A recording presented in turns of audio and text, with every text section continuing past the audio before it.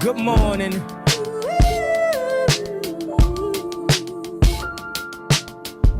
Wake up, Mr. West, Mr. West, Mr. Fresh, Mr. By himself, he's so impressed.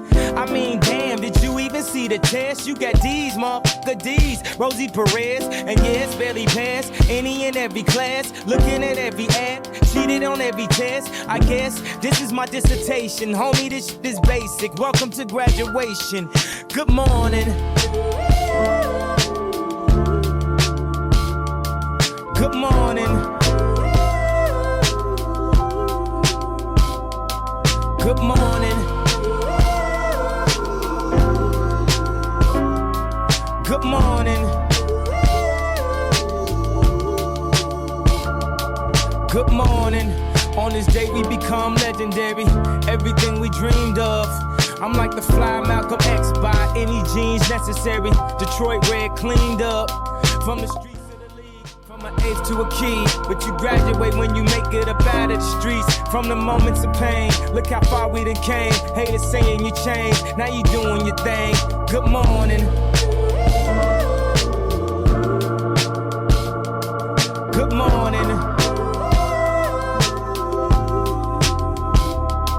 Good morning.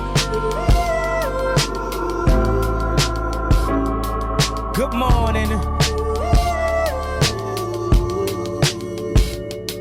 Good morning, and look at the valedictorian. Scared of the future while I hop in the DeLorean. Scared to face the world, complacent career student. Some people graduate but be still stupid. They tell you read this, eat this. Don't look around, just peep this. Preach us, teach us, Jesus. Okay, look up now, they just stole your streetness. After all of that, you receive this. Good morning. Hey guys. We have just came to the movies. Thank y'all for going to the movies with me. Y'all, do anybody remember strawberry shortcake? My mama used to have these as my bed linen when I was younger. And my brother had Pac-Man. So, today movie is starring Me and My Neighbor. And the name of the movie is Don't Date Your Neighbor. I'm going to make this swift and quick. It's only going to probably be about 3 minutes because at the end of the day, I still have to live next to this man and things could get blown out of hand real quick. It could get to involving more people than it's supposed to. And that's how Chicago is. We kind of, stop it. We kind of make, Chicago just make things, little things big. You get what I'm saying? And I don't want to be a part of that. I'm a business owner, I'm a woman, and I'm a grandmother. And I just wanna be successful and happy and in love. So what happened was one day me and my neighbor, we was sitting up his house watching Cat Williams. He invited me over. He been trying to talk to me for the past 3 years. I think I got in my desperate state because everybody I be around, all the young ladies I hang out with are in a relationship. But I haven't took anyone serious since I was dating Dangerous, and he used to be just always doing something that wasn't normal. And he was suffering from schizophrenia. So I ended up going back to Dallas a couple years back because that's who I was familiar with on and off for 20 years. But speed it up to dating my neighbor. Me and my neighbor, we was trying to talk to each other on and off for about 3 years. He bought me a coat before. He took me out to eat. I used to do little stuff for him. You know how it go when you're trying to date somebody. You're trying to get to know them and they trying to get to know you.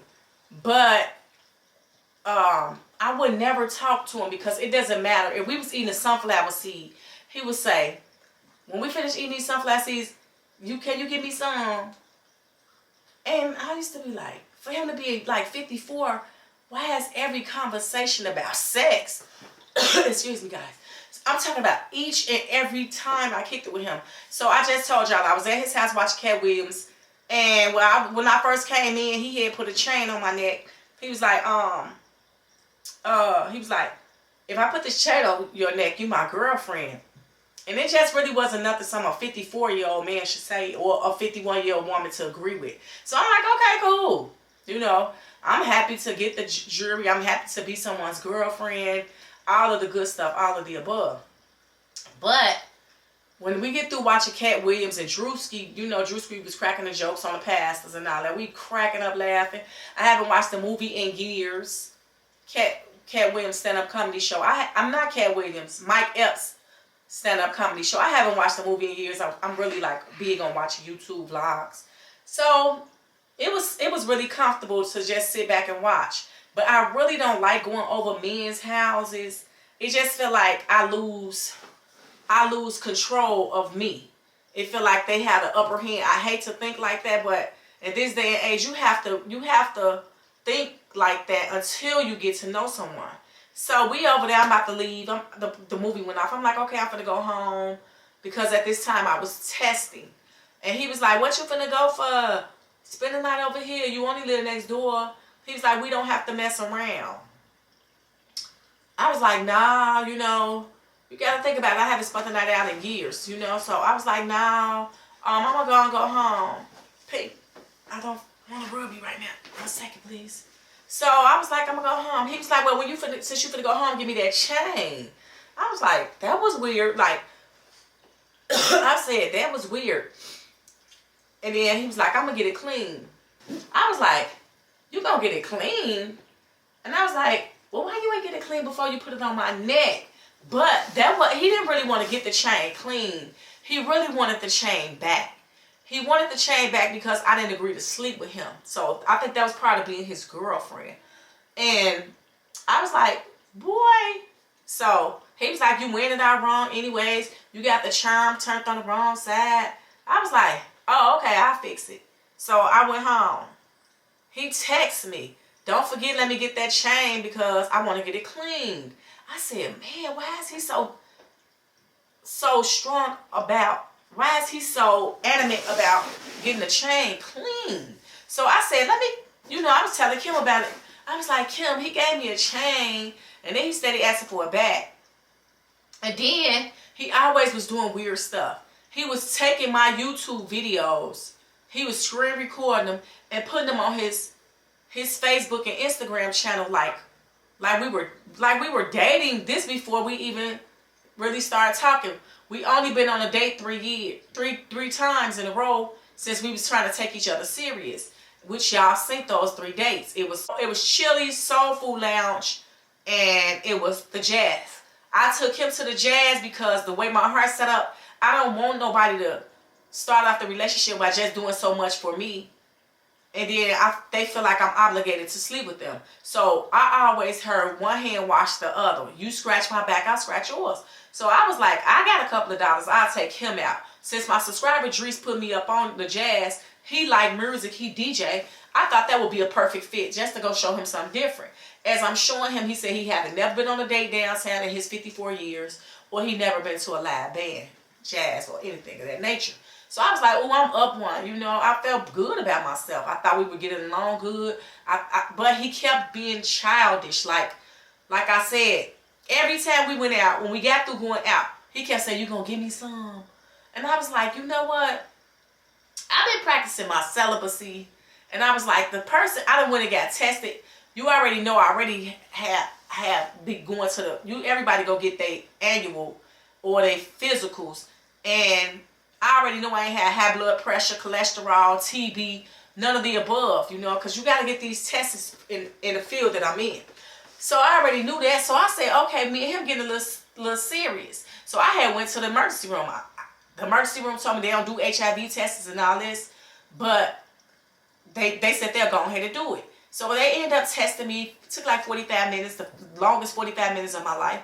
And it came back that I had nothing. I already knew I didn't have nothing, but I wanted this to be in my chart. So before I even start dating somebody and we get sexual, we get to putting our mouth on each other, get to having unprotected sex, protected sex, the condom break, anything.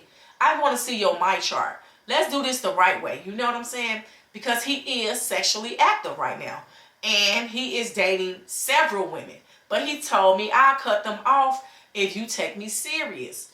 And I said to myself, what makes me special that you'll cut them off? You know what I'm saying?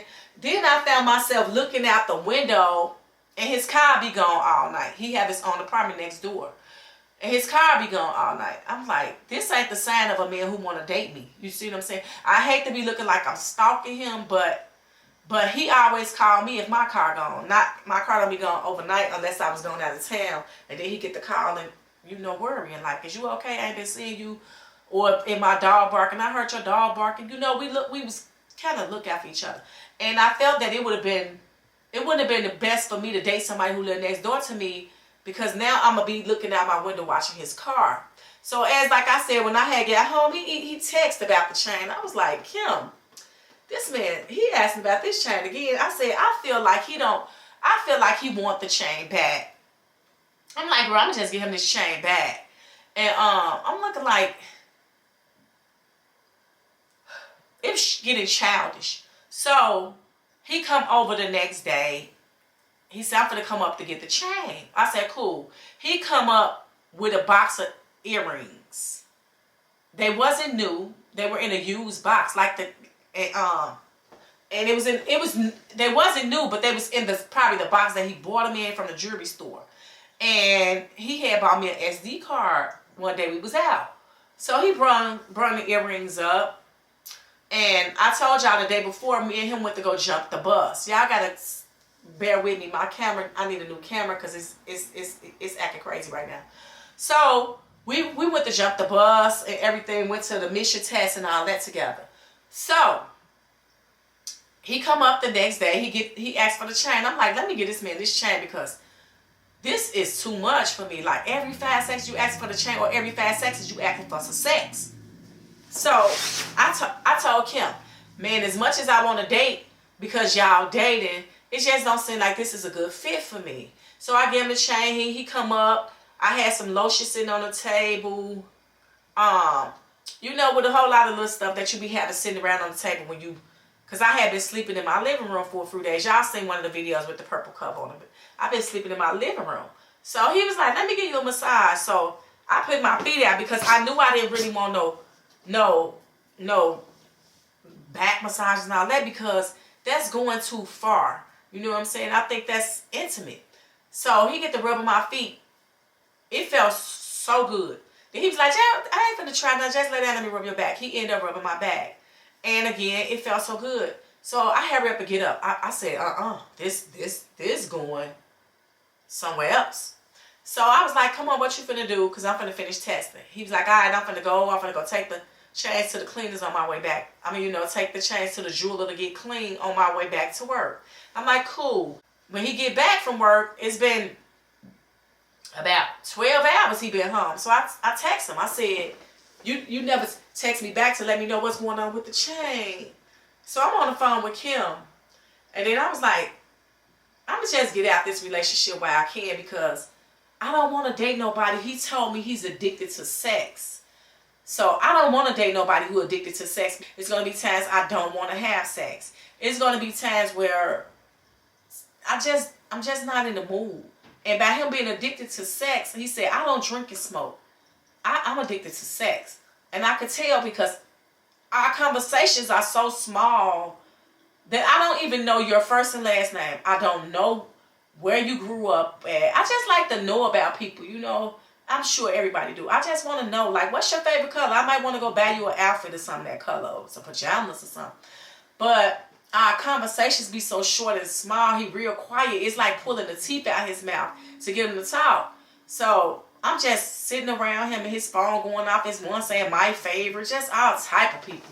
I was like, nah, this ain't going right. So I text him. I said, what's up with the chain? He was like, oh, they kept it. I was like, oh, okay. I was like, I've been thinking, I don't think I want to date nobody right now. So I think we best is just to be neighbors. He called FaceTime twice. I was on the phone with Kim. I'm like, oh, Kim, he FaceTime me. So I was like, I'm finna use the bathroom and then I'm gonna call him back. So I went to, tinkle. And as I was tinkling, came back to the phone, he had the text. He said, since you don't want to date me, give me my earrings back, give me my jumping cables back, because he jumped the bus. And he was saying, I'm tired of playing these games with your ass. You don't want to get nobody none and all that shit anyways. And I was like, dang, you know what I'm saying? And then I was like, wow, you know. And while he was up here, he was talking about sex, you know what I'm saying, when he was trying to give me the massage. I was like, I never seen the 54-year-old man that's all he's talking about. I don't know, maybe he in his peak. His high peak. I don't know if he want to have sex with me to say he slept with Bossy Tasha Simon. If he want to have sex with me to say he slept with his neighbor and it was a mission, he complete the mission. Or if he was feeling me, but I wasn't feeling that. So he texted me, give me my stuff back, Do you know by the time I made it out the bathroom taking a tinkle, to get back to my phone that I left in the kitchen when I had told Kim, I'm going to call her back. I called Kim back. I was like, girl, let me tell you what he said. And I'm telling her what he said. He wanted stuff. The man was downstairs. He was like, hey, Tasha, bitch, you hear me calling you? I said, Kim, you hear that? She said, yeah, girl, I hear him. So I was like, don't say nothing. So I go peek out the window. He like, come down. Bring me my shit. I said, wait a minute. He too angry for me to go downstairs. I'm by myself. You know what I'm saying? He's still a man. So I was like, I'm not finna come down. He was like, you better give me my shit. He was like, pop this motherfucking lock and give me my jumper cables at the back seat of your car. So I hit the, the unlock button on my key. He get his jumper cables at the back. At this time, I done went and got the earrings. He said he wanted his SD card back. We were using the SD card. I'm not about to give nobody my video. So I put a 20 in the box with the earrings. Put the box with the earrings from the jeweler. Y'all gotta bear with me. My camera not working. It cut off. It's probably gonna cut out real quick. So let me sum it up. Long story short, I put the earrings in that jewelry box in a Ziploc bag, tossed it out the window to him. He said, bitch, you don't toss shit out the motherfucking window to me. Bring it down and put it in my hand. I wasn't going downstairs putting it in his hand because I didn't know where his mindset was at. Do y'all know this man left my car door open? He said, now come down and close your own motherfucking car door. And when I see you, I'm going to smack the shit out you. I haven't seen the man since. And I just want you guys to leave in the comments. Did I dodge a bullet? Or was I know it wasn't a good thing to try to date my neighbor? Or do you think he's going to smack the shit out of me when he see me? On that note, thank y'all for coming to the movies with me. The movie was starring me and my neighbor. And that's the end of the story. Thank you guys again. Love you.